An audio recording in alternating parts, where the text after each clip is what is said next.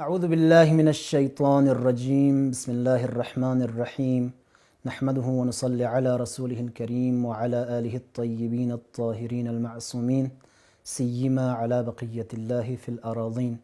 اما بعد فقد قال اللہ تعالی فی القرآن الکریم بسم اللہ الرحمن الرحیم سبح للہ ما فی السماوات وما فی الارض۔ تسبیح خداوند متعال کی افضل ترین عبادات میں سے ایک عبادت،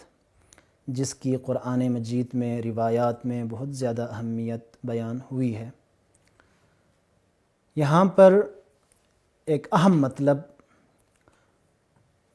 جس کی اہمیت بہت زیادہ ہے اور جس کو بیان کرنے کی ضرورت ہے، وہ خود تسبیح کا مفہوم ہے کہ تسبیح کہتے کسے ہیں۔ عام طور پر لوگوں کے ذہنوں میں جو خیال ہے، ذہنوں میں جو بات ہے، وہ یہ ہے کہ سبحان اللہ کہنا تسبیح ہے۔ بے شک یہ تسبیح کا ایک مرتبہ ہے، تسبیح کا ایک درجہ ہے کہ جہاں پر انسان کوئی بھی نعمت دیکھتا ہے، تو کوئی بھی بزرگی دیکھتا ہے، تو اس کے مقابلے میں اپنی زبان سے سبحان اللہ کہہ کر تسبیح کے الفاظ جاری کرتا ہے۔ لیکن جب ہم سبحان اللہ کہہ رہے ہوتے ہیں تو آیا آپ نے کبھی غور کیا کہ سبحان اللہ کا مطلب کیا ہے؟ تسبیح کا مطلب کیا ہے؟ اس کا مفہوم کیا ہے؟ لغت میں اگر آپ دیکھیں تو تسبیح یعنی تنزیہ، کسی کو کسی بات کے حوالے سے مبرہ جاننا، پاک اور پاکیزہ جاننے کو تسبیح کہا جاتا ہے۔ سبحتہ یعنی نزہتہ۔ لہٰذا جب ہم خداوند متعال کی تسبیح کر رہے ہوتے ہیں تو وہاں پر تسبیح سے مراد یہ ہے کہ ہم خداوند متعال کی ذات کو تمام تر نقائص سے، تمام تر کمیوں سے، تمام تر شرور سے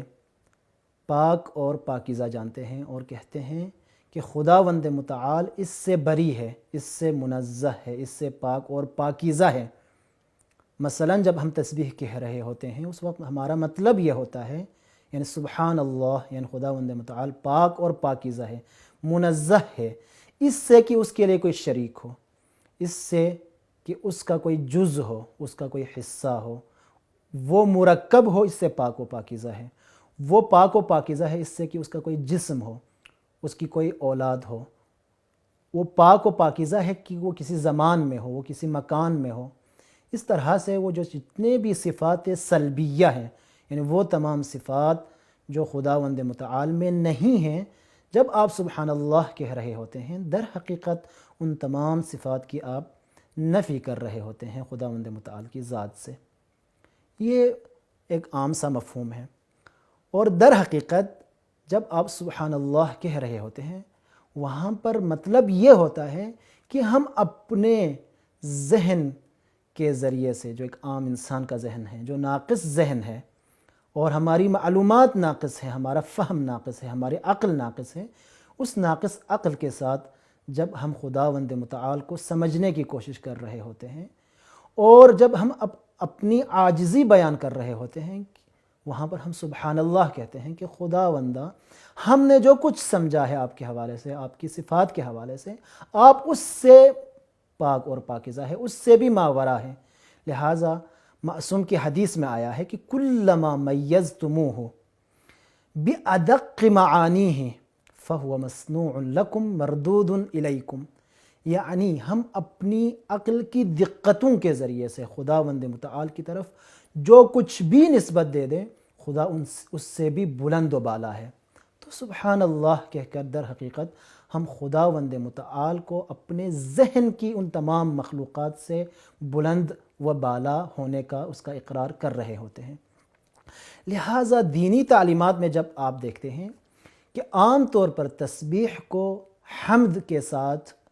ملایا گیا ہے، یعنی جہاں پر بھی خداوند متعال کی حمد کی گئی ہے، تعریفیں کی گئی ہیں، وہاں پر ساتھ ہی تسبیح کا بھی حکم دیا گیا ہے یا تسبیح کے بھی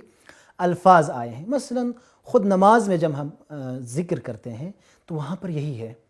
سبحان ربی الاعلی وبحمدہ، سبحان ربی العظیم وبحمدہ۔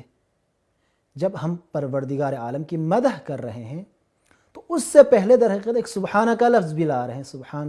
سبحانہ ربی الاعلیٰ و بحمدہ، میرا پروردگار جو اعلیٰ ہے، جو بلند و بالا ہے، و بحمدہ، اور اس کی ہم تعریفیں کر رہے ہیں، مدح کر رہے ہیں، اس سے پہلے سبحانہ اس بات کا اقرار بھی کر رہے ہیں کہ اے خداوند، اے بار الہ، یہ جو میں آپ کی حمد کر رہا ہوں، یہ جو آپ کی تعریفیں کر رہا ہوں، آپ اس سے بھی بلند بالا ہیں۔ تو اسی طرح سبحان ربی العظیمی و بحمدہ، اور قرآن مجید کی آیات میں آپ دیکھیں وہاں پر بھی اسی طرح سے ہے کہ وہاں پر سبح بحمد، فسبح بحمد ربک، اپنے پروردگار کی حمد کریں، لیکن فسبح بحمد ربک، تسبیح کے ذریعے سے اپنے پروردگار کی حمد کریں، یعنی اپنے پروردگار کی تعریفیں کریں، لیکن ساتھ میں سبحان اللہ بھی کہیں، یعنی ساتھ ہی یہ اقرار بھی کر لیں کہ بار الہ، جو کچھ میں حمد کر رہا ہوں، جو کچھ میں نے آپ کے حوالے سے معرفت حاصل کر لی ہے، آپ کی ذات اس سے بھی بلند و بالا ہے، آپ کی ذات اس سے بھی بہت اونچی ذات ہے۔ لہٰذا اس اقرار کا نام، لہٰذا اس اعتراف کا نام در حقیقت تسبیح ہے۔ خداوند متعال کی درگاہ میں دعا ہے، پروردگارا، جس طرح سے حضرت یونس علیہ السلام کے بارے میں آپ نے قرآن مجید میں کہا کہ وہ مسبحین میں سے تھے، اسی طرح سے جس طرح سے قرآن مجید میں بار بار تعریفیں کی گئی ہیں مسبحین کی، دعا ہے بار الہ پروردگارا ہمیں بھی مسبحین میں سے ہونے کی توفیق عطا فرما۔ ربنا تقبل منا انک انت السمیع العلیم بجاہ محمد و آلہ الطاہرین۔